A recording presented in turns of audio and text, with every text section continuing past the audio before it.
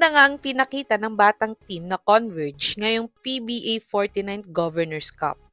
At muntikan pa nga nilang matalo ang powerhouse team na SMB sa quarterfinals.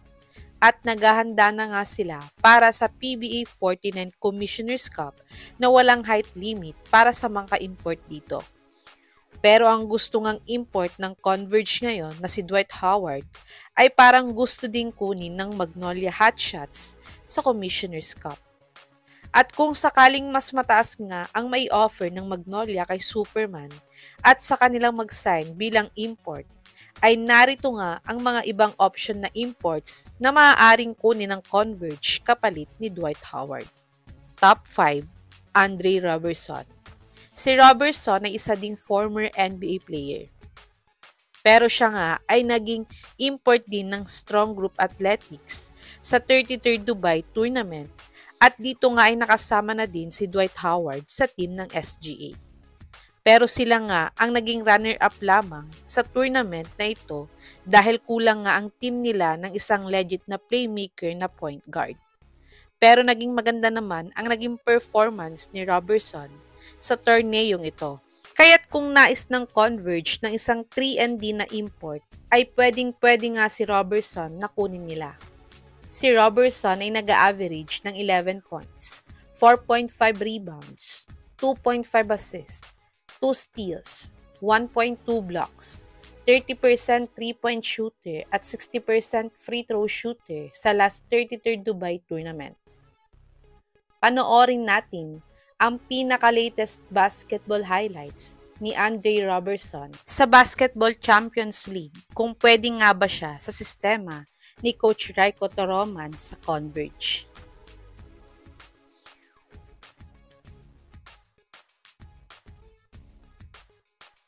Top 4, Chris McCullough. Si CMAC nga ay former import ng powerhouse team na SMB. At natulungan din sila nito na mag-champion dati.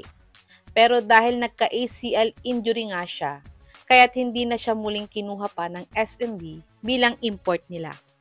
Ngunit, last Jones Cup nga ay kinuha siya ng SGA Pilipinas bilang isa sa mga import nila. At hindi naman sila binigo ni McCullough dahil isa nga siya sa mga tumulong sa SGA upang masungkit nila ang championship sa tournament na to at siya din ang naging MVP sa tournament na to. Kaya't kung kailangan nga ng Converge ng backup import, ay pwedeng-pwede nga silang magpatulong sa SGA dahil sinusuportahan din naman nila ang Converge sa PBA. Nag-average si McCullough ng 21.1 points, 8.1 rebounds, 2.8 assists, 1.6 steals, 1.8 blocks, 20% 3-point shooter at 73% free throw shooter sa 43rd William Jones Cup Tournament. Panoorin natin ang mga best basketball highlights ni Chris McCullough sa 43rd William Jones Cup.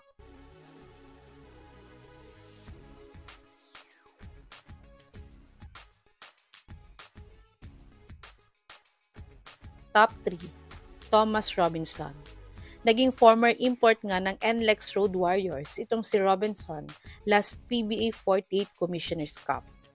Pero naging mabilis lang ang stint niya dito kahit maganda nga ang naging performance niya sa NLEX. Ito ay dahil nagkaroon nga sila ng issue ng former head coach ng Northport na si Coach Pido Harencio. Kaya't dahil dito nga ay pinalitan na siya ng NLEX agad. Pero ayon nga sa isang interview sa kanya, ay gusto nga daw niya sanang makabalik sa PBA bilang import ulit. At pwede nga siyang maging backup import ng Converge kung sakaling hindi nila makuha si Howard.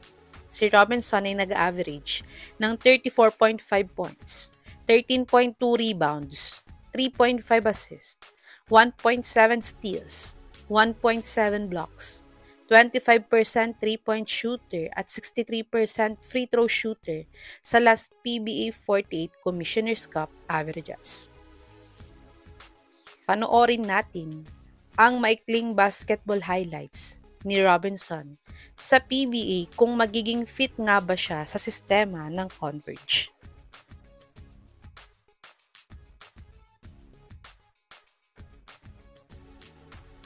Top 2, Derrick Rose. Kaka-retire nga lang ni D-Rose sa NBA matapos siyang i-waive ng team niya last NBA season na Memphis Grizzlies. Pero si Rose nga ang pinakabatang naging MVP dati sa NBA. Pero dahil nga sa mga naging injury niya sa karir niya, ay biglang nawala ang dating laro ni Rose.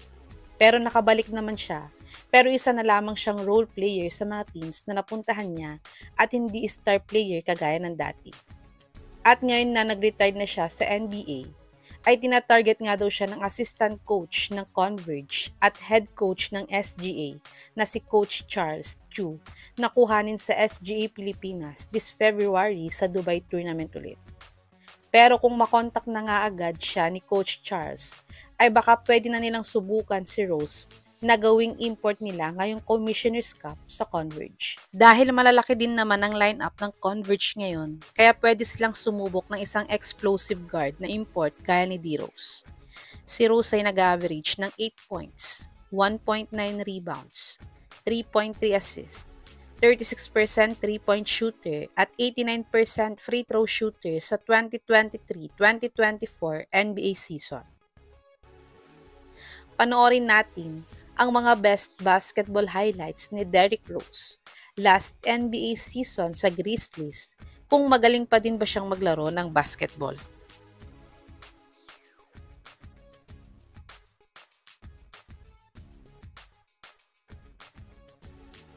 Top 1, DeMarcus Cousins. Si Boogie nga ay isa ding superstar player dati sa NBA.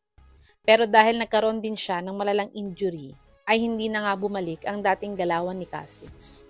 Pero nang subukan nga niyang maglaro sa Taiwan T1 League, ay dinomina niya ito at napag-champion niya ang team niya dito. At kinuha din siya ng Zamboanga Valientes bilang import sa 2024 The Asian Tournament at napag-champion niya din sila dito. Kaya't ayon nga sa Reddit source na to, ay si Cousins nga daw ang isang options ng Converge kung sakaling hindi nila makuha si Howard bilang import ngayong Commissioner's Cup. Si Cousins ay nag-average ng 24 points, 14.1 rebounds, 3.8 assists, 1.8 steals, 1.6 blocks, 26% 3-point shooter at 78% free throw shooter sa 2023-2024 Taiwan T1 League season. Panoorin natin ang mga best basketball highlights ni Boogie Cousins nang naglalaro pa siya sa Taiwan.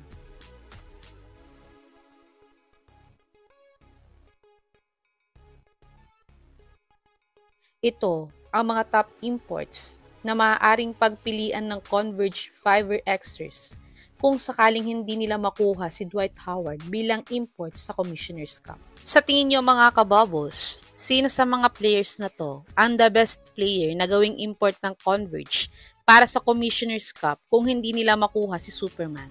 I-comment nyo na po yan sa baba.